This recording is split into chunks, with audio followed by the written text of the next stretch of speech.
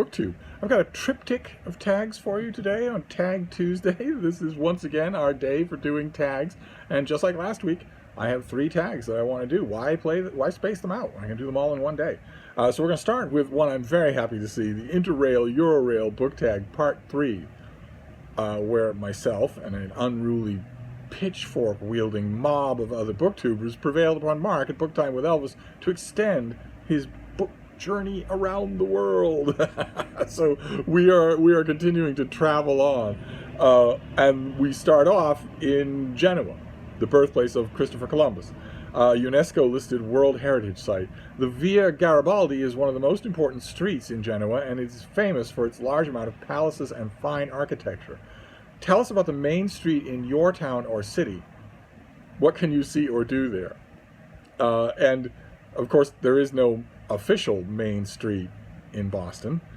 The hordes of tobacco and alcohol addicted college students that swarm into town in just a month, provided pandemic restrictions allow, they will come in all their hundreds of thousands, and they would probably nominate Lansdowne Street with its string of bars as the most important street in Boston. And certainly some of the glitterati of Boston would nominate Newbury Street, which once upon a time, I don't know if it's still true, was the third most expensive street in America, with all sorts of high-end shops and whatnot.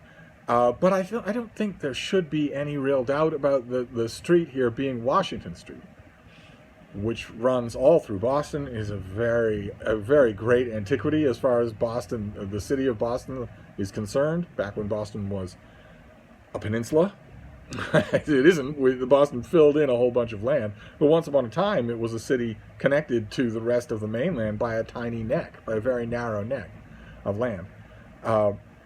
Washington Street would have to be it, and I have known Washington Street for a great deal of time, for a very long time. So long, in fact, that I can say that I've not only worked on Washington Street, but lived there. It extends through many, many different towns. It extends for an enormous amount of length outside of Massachusetts. And for a long time, I worked on Washington Street in retail bookstores for a quarter of a century. And that was a lot of fun. Washington Street was a lot of fun. There were areas that went downhill with any street that long, with any that lives that long. You're gonna go through different economic time periods and whatnot. The part of Washington Street where I worked for a long time had been converted into a pedestrian mall, so traffic had been rerouted and there were no cars, and that helped. That helped a lot to increase foot traffic from customers, because it's a nightmare to park in downtown Boston. But it could also create nightmares of its own, especially with homeless people. And we had more than our share of those. I had to deal with them myself many, many times. That problem eventually started to get out of control. So by the time that old store, the old bookstore where I worked, closed shop, it was probably just as well. We had a number of different incidents of street life making its way into the bookstore. We used to have a bathroom, for instance, on the first floor. And people would come in and smear excrement on the walls and miss the toilet with all kinds of stuff. And one time, our store manager at the time, a wonderful guy, I mean, I could occasionally have flashes of temper, a very Italian temper, but he knew that perfectly well. He wasn't the type that tries to justify their bad behavior. And he was a delight, absolutely a delight. And one of the things that I liked about him that you won't find anymore in retail work of any kind is that he didn't view himself above the rest of the employees in the store. There was a schedule for people to do a light cleaning of that bathroom. We had people to come in.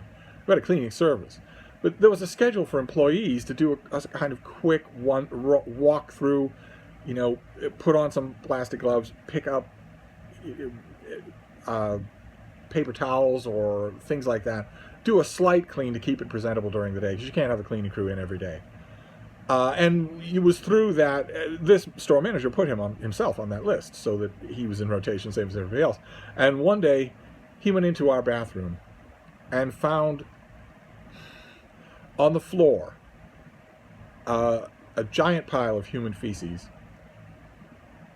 into which someone had very artfully, it wasn't an accident, someone had done this in order to make a point, in order to make a visual point. Into the pile of human feces, someone had pushed empty syringes, empty drug syringes. I laugh only because that person has to be that person, and you don't, and I don't, so I'm glad of that anyway, because it can't be any fun to be that person. But anyway, the store manager walked in, saw that, and said, to hell with this, we don't have a bathroom anymore. This was a Barnes & Noble, a very early Barnes & Noble that didn't have a cafe. If you have a cafe, you have to have a bathroom. That's just the law. But if you don't, you don't. It was a courtesy to our customers. And he walked out with a look on his face and just said, we don't have a bathroom anymore. Customers come in and say, where's the bathroom? Tell them it's closed. Customer comes in and say, I know it's closed, but this is an emergency. Tell them, too bad. We don't have a bathroom anymore. And he closed it off, made it a storage closet. And also we had homeless people that would panhandle outside the store, including one guy that I had to deal with myself. I eventually had to take matters into my own hand and just deal with him myself. He was a sort of a pink-eyed alcoholic, a stocky, fairly tough-built 40-something guy, whose nickname was Joey Shanks. And any of you know anything about prison systems will be able to guess from that what his personality was like.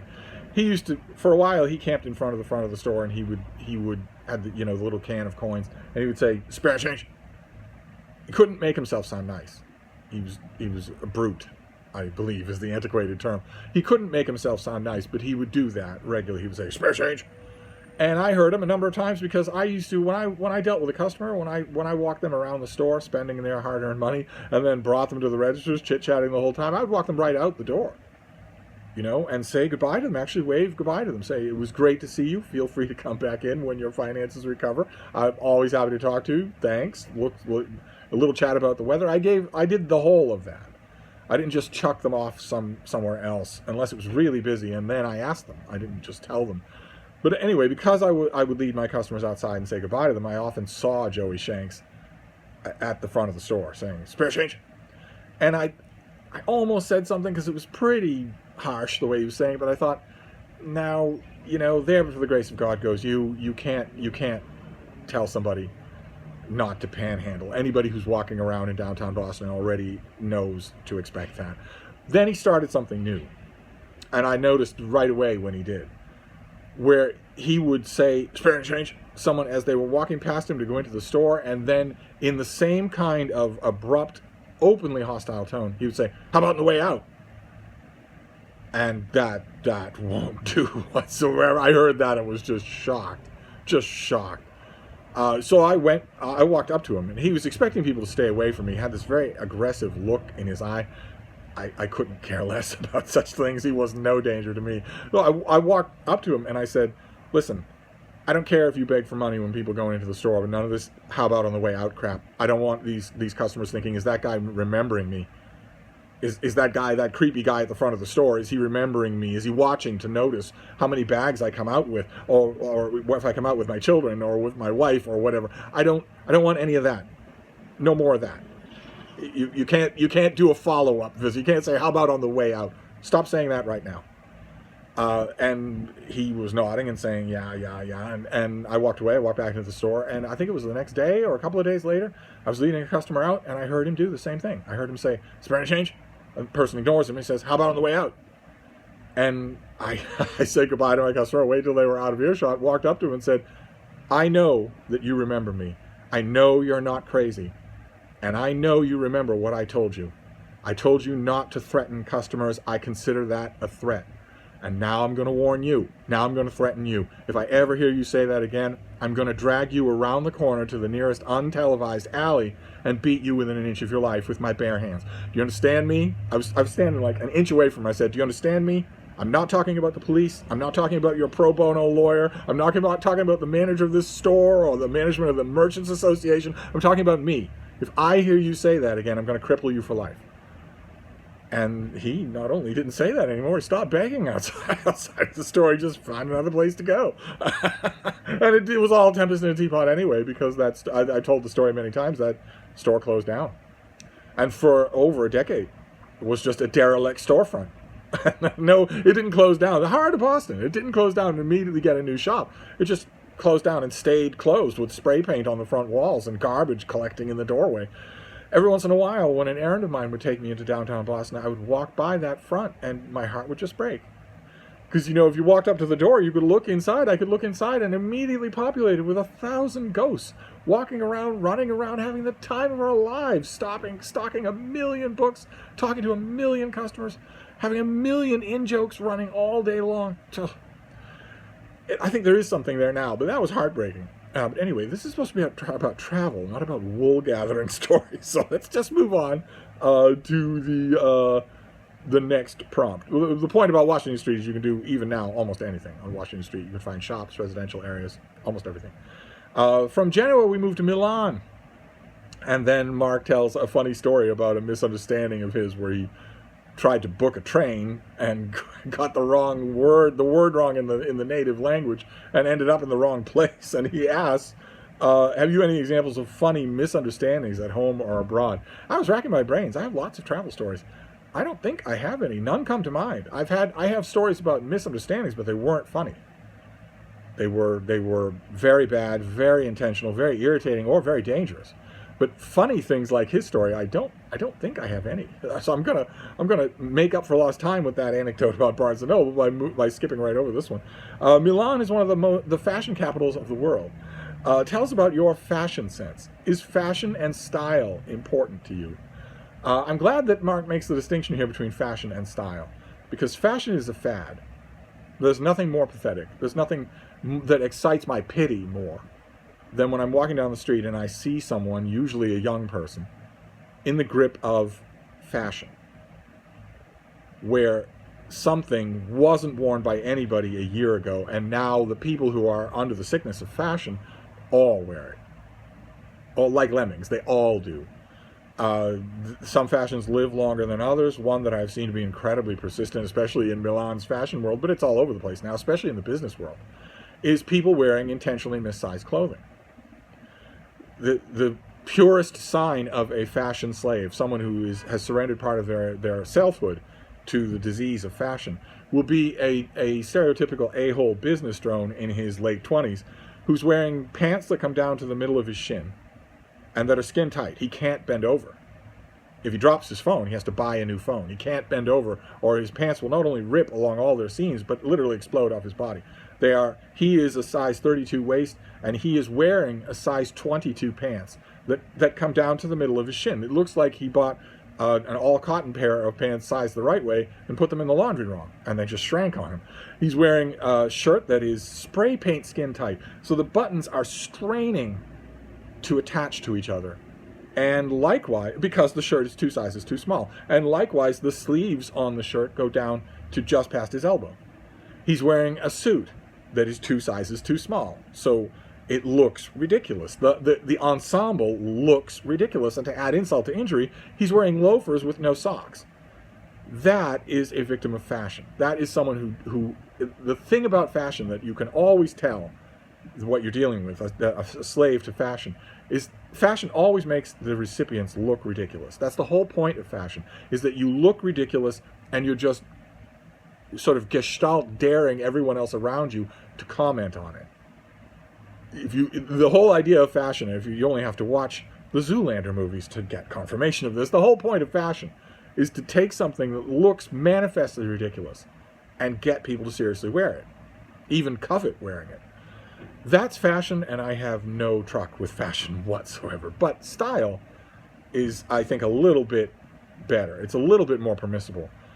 Because there are styles that it's just a matter of acceptable behavior, right? I don't think that it's really acceptable behavior for a man over the age of 40 to wear short pants in public, in his own backyard. Sure. Out for a run, sure. But going out, to run errands, where you're going to be dealing with other adults, I don't think that's. I don't see that at all. I see grown men walking around running errands, obviously running errands out in public, so where everybody has a phone, and they're wearing a tank top because it's a warm day. Who the hell cares if it's a warm day? Who the hell cares if you are personally warm? Everyone has to look at you. You're not in the world alone. The foremost motto that I would repeat to literally everyone, literally every second of the 21st century would be, you're not in the world alone. But I've seen grown men, hair plastered over their heads all willy-nilly, a tank top and shorts and sandals, walking around, getting on the subway, getting into cabs that way. Ridiculous. No, dress. It doesn't have to be fashion, but it should be at least adult presentable.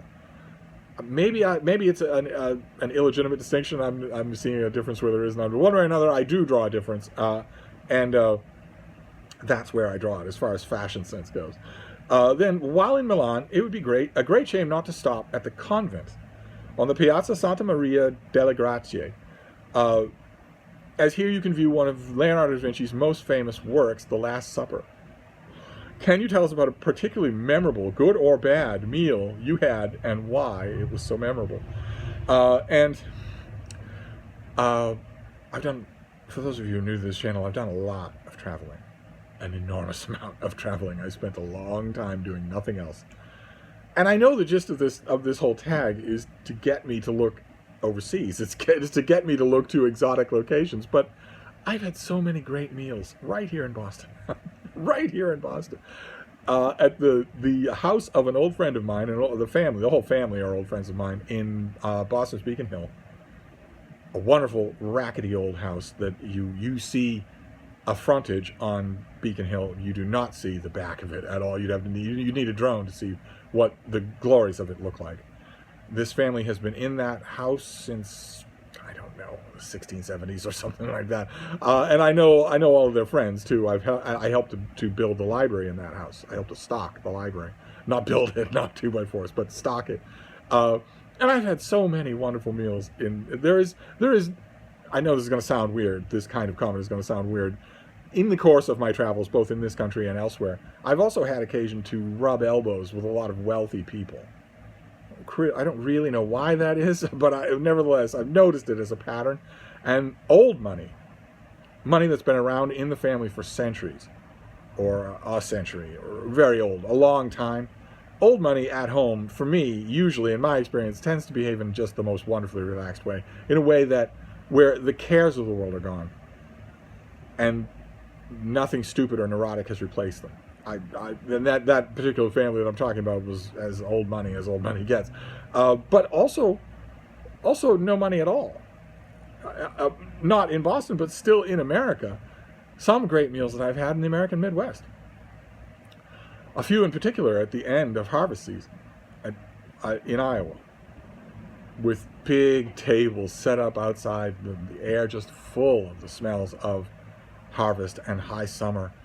I remember one in particular, I think I mentioned it on this channel before, or alluded to it, where we all just ate.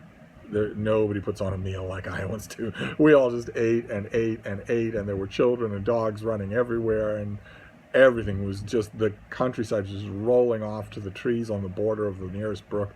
And slowly, as the evening was going on and everybody was joshing and laughing and having fun, slowly, in the endless Iowa high summer twilight, slowly the enormous moon started heaving itself up over the angle of the barn, and which signaled that sooner or later it would get dark, and none of us wanted to stop. And we did. We started to slow down. The women started to clear off the tables and bustle stuff, and the men started to make perfunctory gestures about how, do you want some help? The women, for generations of women, saying, God, no, I don't want you anywhere near. We want this done right so we can relax and talk.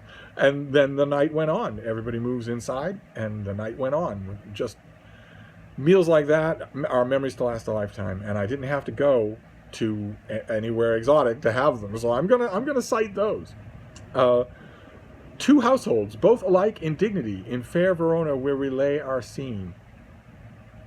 Romeo and Juliet, Shakespeare. Is that quote correct? Let's just move on. Fair Verona is where we lay our next prompt, too, as it is here you stop upon leaving Milan en route to Venice. Have you read much Shakespeare? What is your favorite play by the Bard? Have you read much Shakespeare? I'm going to opt here not to be personally insulted. I have read everything by Shakespeare many, many, many, many times. I've taught much of Shakespeare many, many, many times. My favorite Shakespeare play, you might think, would be Henry VIII, but it's actually Julius Caesar. So we're going to move on before my ire gets up. Let's see here. Verona also has a fantastic Roman amphitheater, which plays host to an opera festival each summer. Yes, yes, it does. Have you visited any festivals? Size not important. They can be music, theater, book festivals, etc. I've been to the very festival that the prompt mentions, and on top of that, I know a fair bit about that amphitheater and about Rome and Verona. I know a fair bit about that amphitheater. I think it's safe to say I know a fair bit about it. But as far as festivals go, I've been to a lot of different ones. I find they're no matter what the theme is, I find them mostly to be a waste of time. For me, anyway, mostly it's the parts that I always remember are the large chunks of downtime, where a festival can't be a festival all the time. There has to be downtime, and that always bugs me. That always bugged me. But if we stretch the definition of festival just a bit and return to the Hawkeye State, might I mention the Iowa State Fair, the greatest state fair of them all? Just saying. It's not a state fair that you want to visit if you have ever come in contact anytime lately with an angiogram. And your liver probably will consider that you've been to 10 of them in a row just by being to one. But it's not a healthy state fair, but show me a state fair that is. Probably in Canada they have them, but one way or another. The Iowa State Fair I'm going to include as a festival here, and if you haven't been, might be worth doing. State fairs just throughout the Midwest really have to be seen to be believed. Although I imagine that, like everything else, that has changed as a result of COVID. I'm talking about Iowa State fairs from decades past, which were wonderful. Absolutely wonderful. Let's see here. You arrive in Venice. There's a quote here. Venice is a Dorian Gray city. Somewhere up there in the world's attic, there's another place with a haggard, poxed, and ravaged face of an unspeakable evil. I suspect it's Cardiff. That's a quote from A.A. Gill. That's what makes these travel prompts by Mark so wonderful. They're so him. They're so quintessentially him. Perhaps that is a bit harsh on poor old Cardiff. Ever been? It's complimentary. Take my word for it. But this quotation got me thinking, what is one of the most beautiful cities you have ever visited, and why did you think it was so beautiful? Again, I'm not going to stray far from the question. I know and have studied every single detail that is knowable about that amphitheater in Verona. And as an answer to one of the most beautiful cities that I've ever visited, I'm going to say Venice. Some of you, those of you who are new to the channel, I might not know that in addition to traveling, I've also lived in a few places, in addition to Boston. And one of them was Venice, where I didn't just visit. I stayed for a while and loved it. Absolutely loved it. And I consider that Venice is a city where it strikes the viewer, the first-time viewer, as mind-bogglingly beautiful. But it's only when you hunker down and you aren't a visitor anymore that it reveals its real beauties. I think that's true of all really beautiful places, is that the real beauty isn't skin deep. It's deeper than that. And I got to know that Venice. I got to know Venice in all of its moods and sounds and seasons. And the effect of beauty never went away. I saw some plenty ugly stuff there, but the effect of beauty never went away. And that is also true, both those things are true, of the city that Mark mentions in his answer to this prompt, that Prague, which, as I mentioned a couple of times in relating to travel, Prague was one of the cities in the world, the foremost city in the world, that came the closest to being a place where I actually stayed. I was there for, I think, 3 weeks, and at the end of that time, I was severely tempted. I felt the usual pull. I was severely tempted to just not go. Just, okay, find a place where you can pay, a year's rent or something like that. Find an out-of-the-way location. You couldn't do it in the old city now in Prague, but find a place that's out of the way. Find a willing landlady and stay for a while. And I almost did. Prague was the closest I ever came having those feelings without acting on them. But then the question goes, naturally our next question will be, what is one of the ugliest cities you've ever visited and why? And also, did it have any redeeming features? one leapt straight to mind. There are lots of ugly American cities. Don't get me wrong. There are lots of ugly American cities. But I think when you're talking about ugly cities, you pretty much have to give the prize to Soviet Union cities. You pretty much have to. Old Soviet Union cities. Before the fall of the Soviet Union, you pretty much have to give it to them. And I think I've been to all of those cities when the Soviet Union was still up and running, a totally going concern. Believe it or not, through a long circumstance of events, I developed a friend in the Politburo. And so that's all it took. That's all it took for me to get, the clearance that I needed to do all sorts of things. Went to concerts, including one very famous concert starring Vladimir Horowitz, and went to a whole bunch of places. And I think the ugliest place by far was Minsk. Soviet-era Minsk. I don't imagine that post-Soviet era has been any kinder to Minsk, but I confess I haven't had the intestinal fortitude to look at Google search. I don't want to know. But one way or another, the Soviet-era Minsk was a nightmare. just a nightmare. And when you talk about redeeming features, well, the people were a redeeming feature. They didn't know, most of the time, they didn't know what to make of me at the beginning. There were two things that the apartment dwellers of Minsk ended up liking about me. Two things that they ended up liking about me, and one thing that they never did cotton to. The thing they never warmed up to was my relationship with dogs. Not only my own dogs, but it was a habit of mine whenever I traveled to befriend stray dogs, to befriend any dogs that I encountered, because I was never going to encounter them again, especially stray dogs, but also anybody else's dogs. And for some reason, the inhabitants of Minsk didn't trust that. They didn't like it at all. But the two things that about me that warmed them up to me, so that we eventually had wonderful, raucous evenings, believe it or not, possible, even in Soviet-era Minsk. The two things that warmed them up to me were, number one, passing familiarity with Russian literature and a reverence of it. I wasn't. When I was there, I was not using the name Steve Donoghue. But nevertheless, it didn't take long for people who were spending any time with me to know that I had a soft spot for Irish literature. But nevertheless, so it surprised them a little that I knew Russian literature a bit and loved it, revered it, and was also willing to say I drove one, just this big, ham-handed truck driver. We were at a very convivial evening in a cardboard box apartment, and we were talking about books and reading, and he was talking about.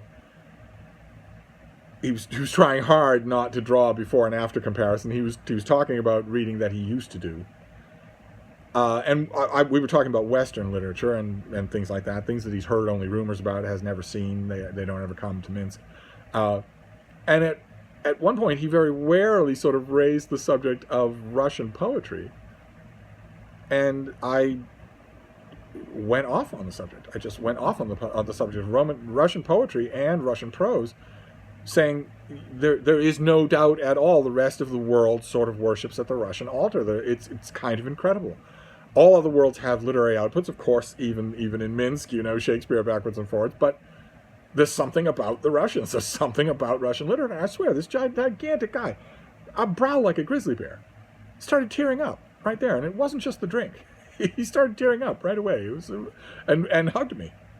And believe you me, you haven't been hugged until you've been hugged by a 50-something drunk Minsk truck driver. But it was the people. It was the people that saved Minsk. Otherwise, it looks like something out of a set that somebody would use for a dystopian future. Looked that way. It could look much better now. Who knows? Anyway, let's see here. The patron saint of Venice is St. Mark, San Marco. The name Mark appears to be related to Mars, the god of war, and is often said that the meaning is therefore warlike. What is the meaning of your name, and do you know why you are called what you are called? Also, have you got a nickname you can share with us? I have no idea what the name Steve is, and I have no idea why I'm called it. Never got around to asking me Saint Ma why she picked that name. It was all up to her. It wasn't anybody else. As far as I know, there are no other Steves in the family tree. I don't know why she picked it. I also don't know why she was so stubborn about it. Insisting that the name was Steve, not Stephen. That the name was Steve. And I don't particularly like it. I don't like the name Steve. It sounds like you're begging for mercy. Steve, Ian, that sort of thing. I'd rather have, Mark. It's a nice sharp name. From now on, I want you all to call me Loretta. Where's the fetus going to gestate? You're going to keep it in a box? Don't get me started. Once again, the Peanut Gallery saying, we didn't get you started. We never get you started. All right. And I do have a nickname. I'm not going to share it with you. I have had a nickname many times. It is one of those rare nicknames that is an evidence of convergent evolution, where it was a nickname in a part of my life. It was buried and long forgotten, and then a totally separate part of my life, it totally separately evolved. And once again, what's my nickname? It's not that hard to guess what it is. Let's see here. It is between 80 and 100 euros to hire a gondola in Venice for that romantic trip through the canals. This is pretty expensive, as you only get between 25 and 30 minutes. Mark at Book Time with Elvis has had a fairly international life from the bits and pieces I've been able to glean from his videos. He's been all over, born and raised and bounced around all over, which makes this particular part of the question extra endearing because it doesn't get any more English than to say, oh, that's a little bit dear, isn't it? 25 to 30 minutes for that price? It's a gondola ride in Venice. Okay, so what was the price? 80 to 100 euros is not expensive. It's a gondola ride in Venice. Okay, what would the price be for Walt Disney to give you a walking tour of Disney World? 80 to 100 euros? Blimey. One way or another, I've been on gondolas in Venice many, many times. Never paid a penny. Not in cash anyway. There's always been favors that were done, or an account or whatever. But as far as what is the most expensive thing that I've ever done while traveling, every once in a while, it's had to be a hotel. Not a pricey hotel. I'm not talking a ritzy hotel. I like to travel dirt cheap. When I traveled dirt cheap. And hotels are not dirt cheap. They are traps for that money. You just throw money down a drain. Every once in a while, it had to happen, and I always begrudged it. Even though when I was traveling with a fairly large bank account at my back. I didn't need to worry about money, but it bothered me anyway. I much preferred sleeping out. My preference was not to sleep in a structure at all, or to find a room, strike up a conversation with someone. Do you have a couch? Do you have a room for a couple of days? That sort of thing. I much preferred that to hotels, but hotels would be it. And alternatively, what was one of the cheapest things you've ever done on vacation? Well, the free things are all the cheapest. I tried to do everything free. An endless amount of walking around, an endless amount of gawking and clamoring. Those of you who are new to the channel, if you're born in the 21st century, you're going to have to Google this word, but I am outgoing. I am an outgoing person. I am friendly. I am an extrovert. And back when I traveled, especially when everyone's dogs love you, that can mean a lot. That can get you a lot of nice, free benefits while traveling. Of the basic stuff, I wasn't asking anybody for their bank account numbers. I wanted a place to live, a place to sleep, some meals, or advice about meals. That was usually the cheapest thing, and the most expensive thing would either be really pricey hotels, which for me would be even rock bottom hotels, or every once in a while, I did a lot of ocean traveling, always, as often as I could, on either vessels of my own or a chartered vessel. Even if it was a commercial vessel, I would still charter it. I would get to know the captain in port. I would cast around for which captains are likely to agree, and I would say, I want to pay you above and beyond your travel expenses for a route, in order to avoid all the petty annoyances of customs, of borders, of quarantines, of onerous relations involving dogs. If I want to avoid all of that, I would usually hire a captain. And that could get expensive. And no offense to the inhabitants of Minsk or anywhere else in Russia, but Russian captains were always the greediest. Never could figure that out, especially since they weren't delivering a good product. Their ships were universally in the worst condition. And their seamanship was universally terrible. perfectly fine by me if you are howling drunk and you're off watch, but I don't want you howling drunk at the wheel. And that the Russian captains were always extortionate in how much they wanted, and lackluster in what they provided. But anyway, the next prompt. Sadly, it doesn't appear you can take a ferry anymore from Venice to Trieste. So you hop back on the train. You arrive in Trieste, which is Italian but has a different feel about it. You can feel it's a mix of Italian, Austrian, and Southern Slav influences. Prior to World War I, the city was part of the Habsburg Empire, and its loss left Austria landlocked. How far away do you live from the sea? How often do you visit the coast? I live, as the crow flies, about 3 miles from the ocean. And I go often. I go as often as I can. It's totally extraneous as a visit. I know some people who have boats, and I know I love the waterside walkways. There's an area of Boston called the Esplanade.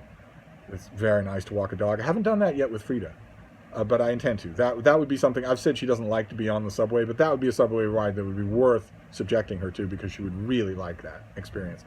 I also haven't taken her to the Sugar Bowl in South Boston or to a whole bunch of other locations like that, and I will. But I don't often go on my own because it's a totally extraneous trip. Every 4th of July, I am on the water. But so that it happens at least once a year, but more than that, but not as often as it used to be. Let's see here. Trieste is home to the Victory Lighthouse, one of the tallest in the world, at 223 feet. This wouldn't suit me, as Mark suffers terribly from a fear of heights, particularly man-made heights. Have you got any phobias? And again, I mentioned on this channel before that I draw a distinction between fear and phobia.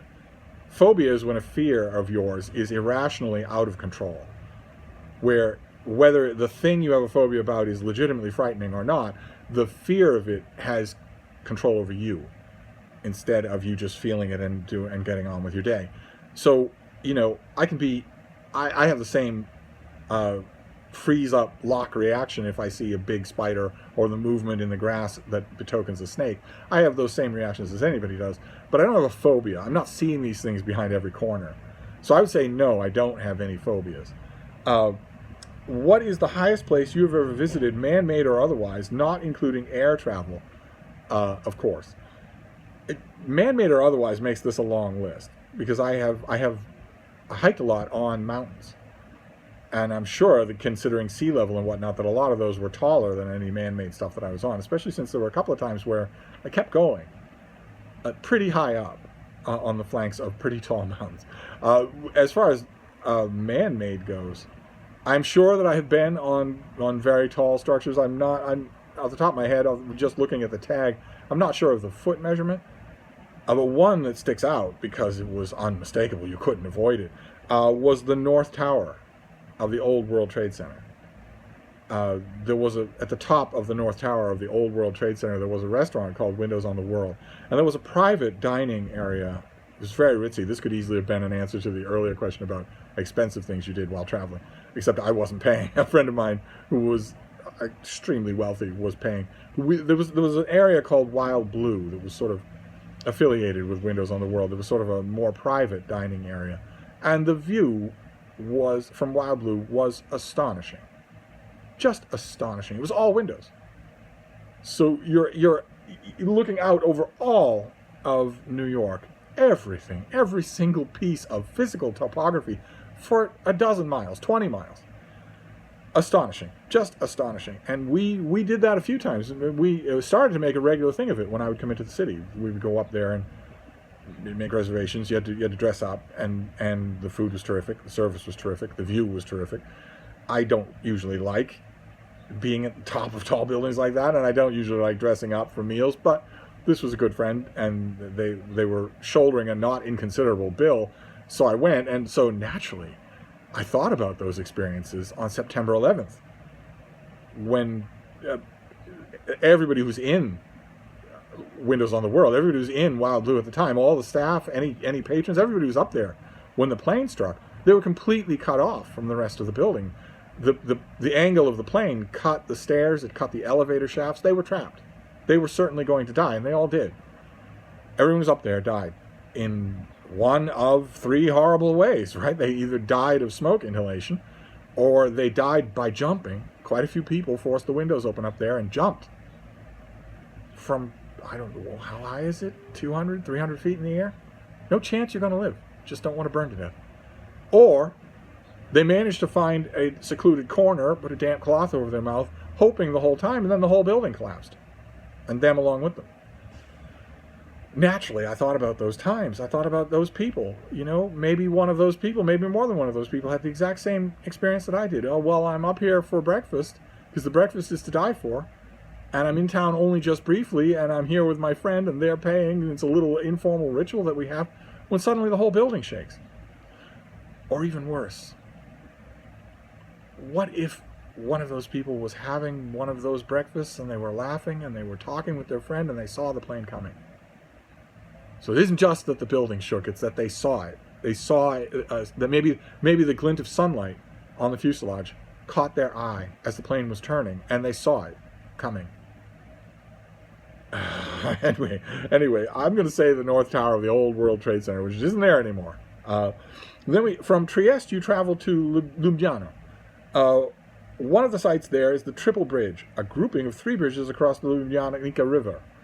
Some say good and bad things come in threes. Are you superstitious? I'd like to think I'm not, but I am of 100% Irish descent, so it could be that I have some baked into my DNA. Have you got a favorite trilogy, either film or book? I've read so many trilogies in my life. Unfortunately, in books, they don't stay trilogies. None of them do. None of them do. I mean, science fiction, of course, is rife with trilogies, and I would love to say that the Dragon Riders of Pern, or the Earthsea books, or even the Foundation novels. I would love to say your favorite trilogy, or the Alvin Maker books of Orson Scott Card. But the creators always go back and lengthen them. So I don't, in terms of trilogies in film, I don't have a favorite. I don't think I do in books either, only because all the ones that I think about stopped being trilogies. But that ends the tag. From Ljubljana, we catch a train to Zagreb, Croatia, where we will pause for now before picking up our journey until next time. So, to recap for you sports fans, we went to Milan. We went from Genoa to Milan to Verona to Venice. And now we're leaving the continent. Now we're leaving the peninsula. So my beloved Ferrara, completely ignored. I'm accustomed to that. Florence, completely ignored. And the greatest city in the history of the human West, Rome, completely ignored. Something's wrong with our travel guide. I think he's taking spare nips when we're not looking. But one way or another, I am so happy this continues. And we will, if we don't hit everything on the first pass, BookTube Assembled will bully Mark into having Around the World in 84 Tags Part 2. But one way or another, that is the Interrail Eurail Tag Part 3. Can't wait for Part 4. These are so much fun. I'm going to wrap this up. Sorry to go on at length. Travel stories will do that. But I'll be back. Thank you, BookTube.